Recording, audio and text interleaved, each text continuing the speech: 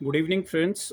इस सेशन में इस वीडियो के माध्यम से जो एज रिलैक्सेशन का मुद्दा करीब 20 महीने से चल रहा है और लास्ट 1.5 ईयर से अराउंड।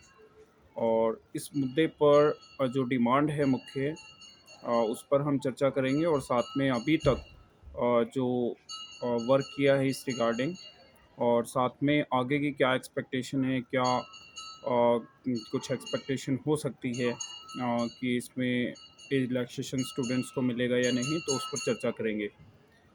फर्स्ट, जो अभी तक वर्क किया है उसमें आपने नोट किया होगा, कोर्ट के अंदर सुप्रीम कोर्ट में 6 से 7 केस अभी तक लग चुके हैं। और जिसमें डिमांड ये की गई थी कि एज रिलैक्सेशन सभी स्टूडेंट्स को मिलना चाहिए, वो चाहे यूपीएससी की हों। अभी तक जो इसमें सुप्रीम कोर्ट में केस लगे थे वो यूपीएससी को लेकर के थे। मगर अभी जो हम लोगों का जो वर्क चल रहा है वो सभी स्टूडेंट्स के रिगार्डिंग है, वो सेंट्रल एग्जामिनेशंस की तैयारी कर रहे हो या फिर स्टेट की तैयारी कर रहे हो। और जैसे अभी भी हमारे पास काफ़ी फ़ोन कॉल रिसीव होते हैं कि यूपी पीसीएस के लिए भी स्टूडेंट्स कॉल करते हैं, या फिर ईडब्ल्यूएस कैटेगरी के लिए भी रिलैक्सेशन मिलना चाहिए, जो जनरल कैटेगरी में आते हैं अभी। तो काफ़ी सारी ऐसी फ़ोन कॉल्स आती हैं, तो उनके माध्यम से मैं चर्चा करूँगा कि अभी करंट में हम लोग एक और केस को लेकर के माननीय कोर्ट के अंदर जा रहे हैं, सुप्रीम कोर्ट में। और जिसमें आपके senior advocate mister Salman Khurshid sir इसमें प्रेजेंट रहेंगे। और इनके एसोसिएट से हमारी बात हुई है और उन्होंने करीब 30 से 35,000 के आसपास उसका खर्च होता है, जो कि एक नॉमिनल चार्ज होता है सुप्रीम कोर्ट में फाइलिंग के वक्त। और एओआर की फ़ी रहती है इसमें, जो वकालतनामा कॉपी वगैरह जो साइन करके केस को फाइल करते हैं कोर्ट में। और इसके अलावा कोई खर्च नहीं है। सेकंड, जो एग्जीक्यूटिव फ्रंट पे अभी तक कोशिशें हैं उनमें करीब मोर देन 200 एमपीज़ से मुलाकात हो चुकी हैं। और जिसमें प्रोमिनेंट फेस की अगर मैं बात करूं तो श्री अधीर रंजन सिंह चौधरी जी अपोजिशन लीडर, श्री राजनाथ सिंह जी, और माननीय गृह मंत्री जी को भी हम 2 बार उन तक लेटर पहुंचा चुके हैं उनकी रैली के वक्त, जब ये रैली उनकी बागपत में थी शायद। और तब हम लोग गए थे, जिससे कि हमने स्टेज पे भी वो जो लेटर है, डिमांड लेटर, जो रिक्वेस्ट की फॉर्म में हमने भेजा था, तो वो उनको दिया था।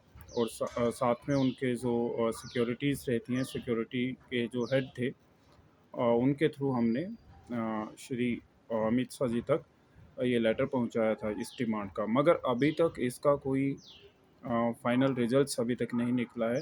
इसमें आपने रिसेंटली देखा होगा कि एक मेंस के स्टूडेंट्स को लेके भी पिटिशंस लगी थी, और एक अभी पार्लियामेंट्री कमेटी की रिकमेंडेशंस के अकॉर्डिंग भी उन्होंने इस पर एक लीनियंट स्टैंड लेने के लिए यूपीएससी से कहा था। मगर अभी तक कोई फाइनल कंक्लूजन नहीं निकला है।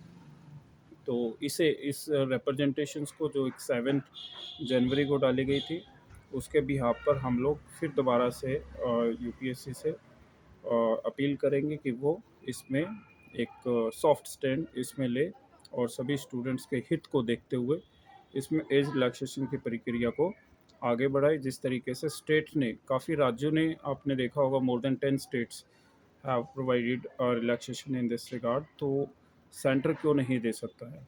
तो सेंटर से हमारी यही एक अपील है कि जब स्टेट्स इसमें दे रहे हैं तो सेंटर को भी इसमें देना चाहिए।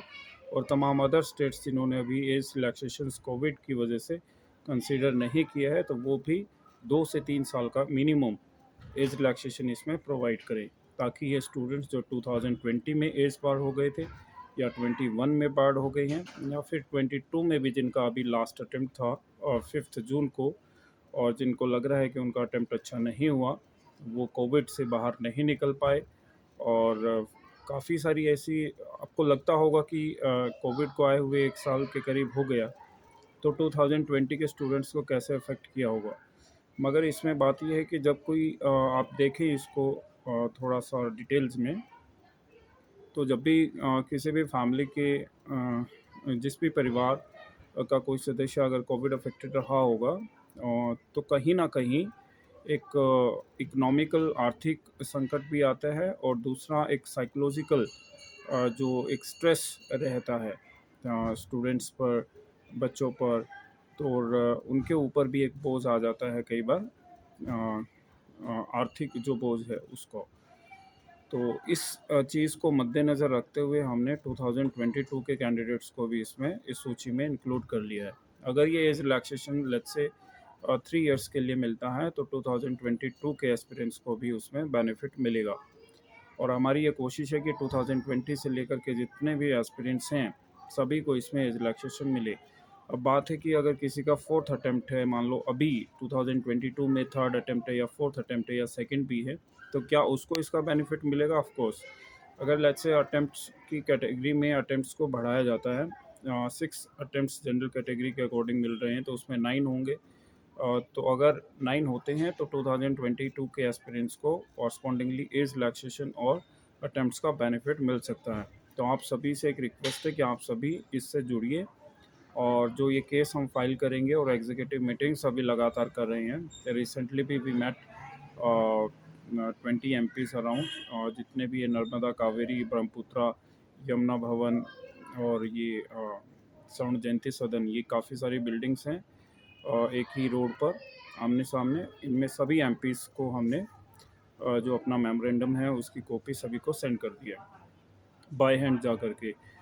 तो अभी जो सदन में कार्रवाई जब स्टार्ट होगी, सदन स्टार्ट होगा, हाउस में जब प्रक्रिया ये चलेगी, तब इस मुद्दे पर दोबारा से हमारी कोशिश है कि इसको ज़ोर शोर से उठाया जाए। और अब बात है कि और जो एस्पिरेंट्स हैं, SSC के हैं, बैंकिंग के हैं, आर्मी के हैं, नेवी के हैं, एयरफोर्स के हैं, रेलवेज़ के हैं, सभी के लिए सभी सेंट्रल एग्जामिनेशंस और स्टेट एग्जामिनेशन, चाहे वो यूपी का हो, चाहे वो आंध्र प्रदेश है या फिर कोई भी स्टेट है, सभी स्टेट को ये कंसीडर करना चाहिए कि कोविड-19 के घेरे में सभी स्टूडेंट्स आए हैं और सभी स्टूडेंट्स को इससे कहीं न कहीं एक उसका इफ़ेक्ट रहा है उनके ऊपर। और इन सभी स्टूडेंट्स को स्टेट में, राज्यों में और सेंटर पर केंद्र सरकार को कोविड को मद्देनज़र रखते हुए ह्यूमैनिटेरियन ग्राउंड पर ये डिसीज़न लेना चाहिए, और कोई ना कोई, किसी न किसी तरीके का जो है रिलैक्सेशन इसमें ज़रूर कंसिडर होना चाहिए। ये हमारी डिमांड है जो लास्ट करीब 20 मंथ से चल रही है। इस रिगार्डिंग प्रोटेस्ट की बात करूं तो प्रोटेस्ट काफ़ी हो चुके हैं, और लास्ट टाइम आपने सुना होगा मुखर्जी नगर में 52 दिन तक लगातार 24/7 ये प्रोटेस्ट रहा था, और 24 घंटे रात दिन हम लोग वहीं पर सोते थे। तो इस प्रोटेस्ट से बेनिफिट क्या हुआ? इससे सिर्फ ये हुआ कि काफ़ी इससे कवरेज मिला हमें, NDTV का कवरेज मिला, आज तक का कवरेज हुआ उसमें, और ANI ने भी कवर किया उसमें। आपने देखा भी होगा, जी न्यूज़ ने भी कवर किया जब ये मीटिंग हुई थी श्री राजनाथ सिंह जी से, तो न्यूज़ 18 ने भी कवर किया था, तो इंडिया टीवी भी 1-2 बार कवर करके गए इस इशू को। तो काफ़ी बार ये इशू कवर हो चुका है, मगर अभी तक ये टॉप 10 इश्यूज़ के अंदर काउंट नहीं हो पा रहा है क्योंकि इसमें स्ट्रेंथ नहीं है। तो मैं गुजारिश करूँगा, आपसे एक रिक्वेस्ट करूँगा कि सभी लोग, अगर आपके इर्द-गिर्द आपके फ्रेंड्स हैं जो 2022 की परीक्षा दे रहे हैं या फिर लेट्स से किसी भी एग्ज़ाम्स की तैयारी कर रहे हैं, तो उनको जोड़ने का काम आप करें, और एक मिनिमम कंट्रीब्यूशंस के तौर पर इस मुहिम को जस्टिस, क्योंकि हम जस्टिस की डिमांड कर रहे हैं, तो जस्टिस में अगर इस जस्टिस लेने के लिए आप सभी लोग कोशिश करेंगे तो डेफ़िनेटली इसमें कुछ हो सकता है। तो एक नंबर नोट करें आप, 9873456635, 9873456635। ये मेरा ही नंबर है, व्हाट्सएप नंबर है, और इसी पर हम कंट्रीब्यूशन भी ले रहे हैं। मिनिमम 10 रुपीज़ कंट्रीब्यूट आप कर सकते हैं if you really want to be a part of this case filing course. और at present time in Supreme Court the vacation period is going on, so what we are at present अभी हम क्या कर रहे हैं कि ये जो इसका केस का फाइलिंग का कोर्स है और जो ड्राफ्टिंग का है वो हम रेडी रखेंगे, और नेक्स्ट मंथ्स में इसको किसी भी हालात में इसको फाइल करेंगे, और सभी के लिए इंक्लूसिव ये डिमांड रहेगी। और इसमें EWS भी, इसमें स्टेट्स भी, इसमें हम कोशिश करेंगे कि सभी सेंट्रल गवर्नमेंट्स एग्ज़ाम्स को, SSC, banking, army, air force, even एक रिक्वेस्ट ये भी आई थी कि यूपी में एक ऐसा ही का एग्ज़ाम था कांस्टेबल्स का शायद, तो वो भी लोग कह रहे थे कि हमें भी रिलैक्सेशन चाहिए। तो रिलैक्सेशन कोविड को कंसिडर करते हुए सभी को मिलना चाहिए, हम सभी के साथ हैं।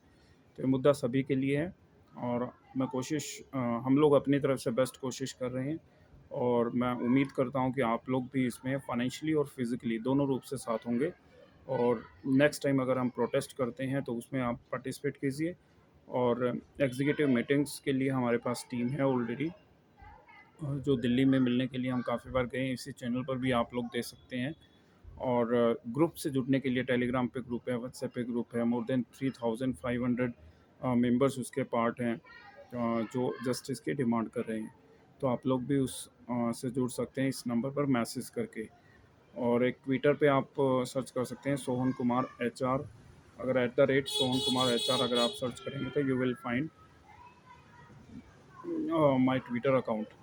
तो वहाँ से भी आप लोग हमें ज्वाइन कर सकते हैं और रिसेंटली जो डेवलपमेंट्स हुए हैं इसमें किन किन मंत्री से हम लोग मिल चुके हैं, कितने एमपी से मिल चुके हैं या फिर कितनी प्रोटेस्ट हुई हैं उसका लाइव या फिर उसका लेट्स से अपडेट आपको इसी चैनल पर बहुत सारे वीडियो हैं करीब 1100। तो आप लोग देख सकते हैं बाय डेट या फिर बाय टाइटल आप सर्च कर सकते हैं उनको और मैं उम्मीद करता हूँ कि आप लोग फाइनेंशियली और फिज़िकली इसमें साथ होंगे और नंबर जो मैंने दिया है उस पर गूगल पे, फ़ोनपे या फिर पेटीएम आप लोग कर सकते हैं।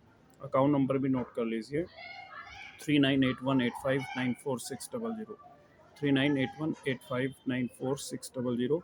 IFSC कोड है इसमें SBIN 4x0647 सोहन कुमार के नाम से SBIN for Nagaland 4x0647।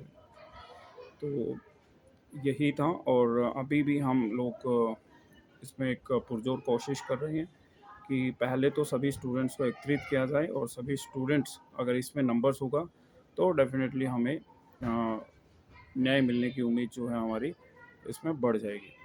Thank you.